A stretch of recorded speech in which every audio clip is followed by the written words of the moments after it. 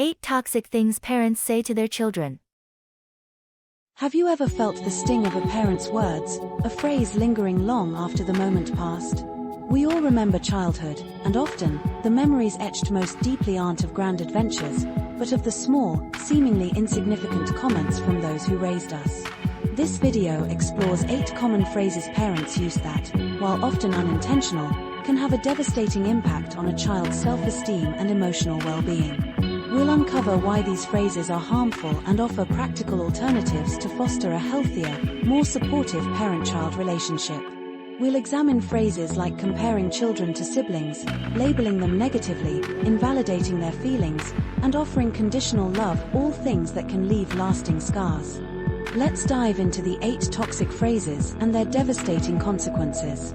First, why can't you be more like? This seemingly innocent comparison, whether to a sibling, a friend, or even a fictional character, plants a seed of inadequacy. Imagine a young Sarah, excelling in art but constantly compared to her academically gifted brother.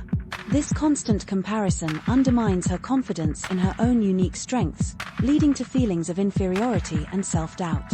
Instead of comparison, try celebrating each child's individuality and unique talents. Acknowledge their efforts and focus on their progress, not their shortcomings compared to others. Next, labeling children with negative terms like lazy, stupid, or selfish is incredibly damaging. These labels become internalized, shaping a child's self-perception. Picture a young boy, constantly called lazy for not cleaning his room. Over time, he might believe this label to be true, impacting his motivation and self-efficacy. Instead of labeling, focus on the behavior. Say, "I've noticed your room is messy. Let's work together to clean it up," offering support and collaboration rather than criticism. Invalidating a child's emotions with phrases like "don't be such a baby" or "don't cry" is equally harmful. Dismissing their feelings teaches children to suppress their emotions, which can lead to anxiety and emotional repression later in life. A child falling and scraping their knee needs empathy, not dismissal. Acknowledge their feelings. "I see you're hurt and upset. That's okay to feel sad." Validate their emotions and offer comfort and support. "I'm disappointed in you," while seemingly less harsh, is a broad, overly critical statement that lacks specifics. It leaves a child feeling inadequate and unsure of what they did wrong, fostering insecurity and anxiety. Instead, focus on the specific behavior. "I'm concerned about your grades in math. Let's work together to create a study plan." This offers constructive feedback and support. Conditional love, expressed as "if you don't do this, I won't love you," is perhaps the most damaging phrase of all. This creates an environment of fear and insecurity, where a child feels their worth is contingent upon their actions. Instead, express unconditional love. "I love you unconditionally, but I'm not happy with your behavior. Let's talk about how we can improve." "Just try harder" often oversimplifies complex issues. It implies a lack of effort when the problem might be a lack of understanding, skills, or resources. A child struggling with a difficult math concept needs support and guidance, not just a demand to try harder. Offer specific help. "I see you're struggling with fractions. Let's review the basics together." Shaming and judgmental phrases like "what were you thinking?" lack empathy and often escalate the situation. Instead, try a calmer approach. "Let's talk about what happened and how we can prevent this from happening again." This encourages reflection and problem solving.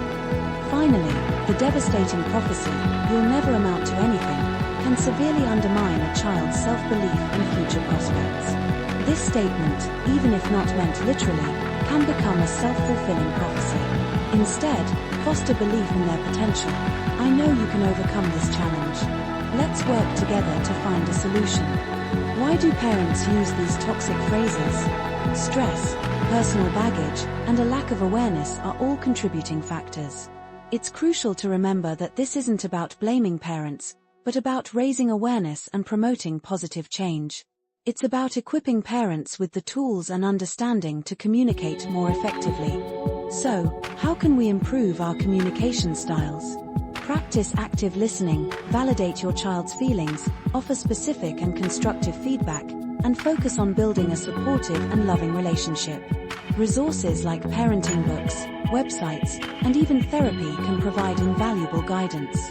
Self-reflection is key. Consider your own childhood experiences and how they might be influencing your parenting style. Don't hesitate to seek help when needed.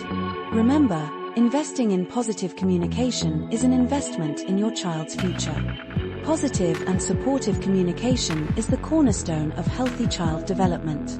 The impact of our words resonates throughout a child's life, shaping their self-esteem, emotional intelligence, and overall well-being. Let's strive to create a world where children feel loved, valued, and empowered to reach their full potential. Share this video with other parents and take a moment to reflect on your own communication style. Let's build a better future, one positive interaction at a time.